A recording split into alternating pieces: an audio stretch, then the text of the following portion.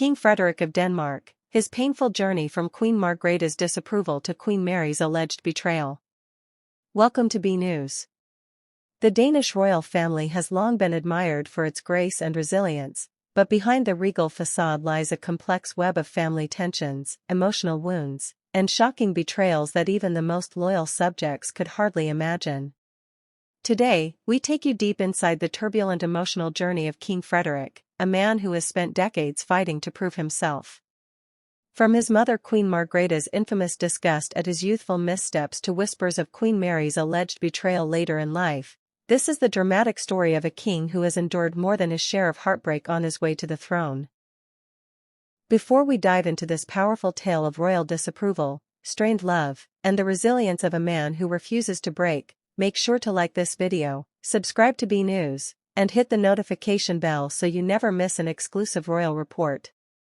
And don't forget to leave your thoughts in the comments. Do you believe King Frederik deserved more support from his mother and his wife? We'd love to hear your take. From the moment Frederik was born in 1968, the weight of expectation fell squarely on his shoulders. As the heir to the Danish throne, he was groomed from childhood to one day lead a nation, yet, those closest to him, particularly his mother Queen Margrethe, made it painfully clear that he did not initially live up to the family's exacting standards. Known to struggle with shyness and feelings of inadequacy, young Frederik often found himself publicly criticized and privately dismissed as too sensitive, too hesitant, and too fragile for the crown. In her private diaries, later leaked to the press, Queen Margrethe reportedly expressed her disgust and frustration at Frederik's lack of decisiveness and strength in his teenage years. She reportedly referred to her son as not yet a man, lamenting his awkwardness in public appearances and his tendency to withdraw rather than command. These painful words, whether intended to remain private or not, left deep scars on Frederik's psyche and fueled years of self-doubt. As he grew into adulthood, Frederik tried everything he could to prove himself, joining the elite Frogman Corps, Denmark's equivalent of the Navy SEALs, completing grueling military training, and throwing himself into philanthropic and diplomatic work. Yet even these feats seemed insufficient to satisfy Queen Margrethe's expectations. Her cold demeanor at key moments in his life, including his graduation ceremonies and even his engagement announcement, was noted and criticized by royal watchers and left Frederik visibly wounded. And then came Mary. When Frederik met Mary Donaldson at a pub in Sydney during the 2000 Olympic Games, he was immediately captivated. Here was a woman who seemed to see beyond his royal title and into his soul. Their whirlwind romance gave him a renewed sense of confidence and purpose. Against considerable opposition, including Queen Margrethe's skepticism about a commoner from Australia entering the royal family, Frederik stood firm, insisting that Mary was his future. Their wedding in 2004 was hailed as a fairy tale, but behind the scenes, tension simmered. Queen Margrethe reportedly made little effort to hide her doubts about Mary's suitability as queen consort, even as Frederik basked in his newfound happiness. The strained dynamic between the two most important women in his life, his mother and his wife, often left Frederik in the unenviable position of peacemaker, torn between love and duty. For several years, it seemed Frederik had finally silenced his critics. He embraced fatherhood, raised a beautiful family, and increasingly took on public roles with confidence and poise. But cracks began to appear as whispers of trouble in his marriage grew louder. Tabloid headlines speculated about growing distance between Frederik and Mary, with rumors of long separations, alleged affairs, and conflicting priorities. Perhaps the most devastating of these rumors came to light just last year, when European tabloids reported on what they described as Mary's betrayal, an alleged emotional entanglement with a close confidant of the couple, spotted with her during Frederik's extended trips abroad. Although the palace has never confirmed these allegations, and Mary has publicly denied wrongdoing, the damage to Frederik's already fragile self-esteem was reportedly profound.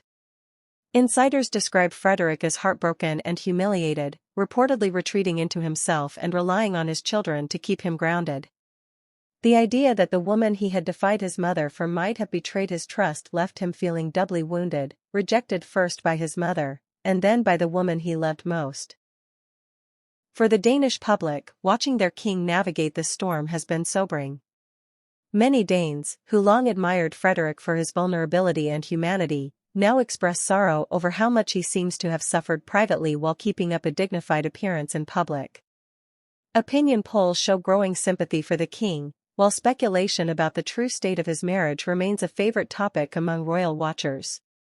The question of whether Queen Mary actually betrayed Frederik remains unanswered in any definitive sense. What is clear, however, is that the trust between them has been tested as never before, with some sources saying they now lead largely separate lives despite continuing their official duties together. Others claim that they are working through their difficulties privately, determined to protect the integrity of the crown. Queen Margrethe's role in this saga remains controversial as well. After her abdication, she reportedly expressed regret for being so hard on Frederik in his formative years.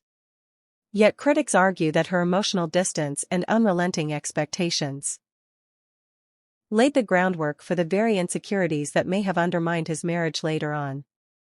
Even as his personal life remains fraught with difficulty, Frederik has leaned into his duties as king with renewed vigor, perhaps as a way of proving, finally, that he is the man his mother always wanted him to be. His recent speeches have been praised for their warmth and vision, and his presence at international summits has projected strength and stability even amid the storms of his private life.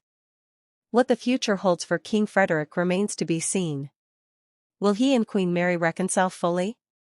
Will the wounds inflicted by his mother's early disapproval and his wife's alleged betrayal ever truly heal? Or will he continue to soldier on, carrying his burdens in silence while serving his people with quiet dignity? One thing is certain, King Frederik's journey has been far from the fairy tale that many imagine royal life to be. His path from Queen Margrethe's disapproval to Queen Mary's alleged betrayal is a sobering reminder that behind every crown lies a very human heart, capable of breaking, and of healing. We leave you with this question: do you think King Frederik can ever truly overcome the emotional wounds inflicted by both his mother and his wife? Or are some scars simply too deep to fade?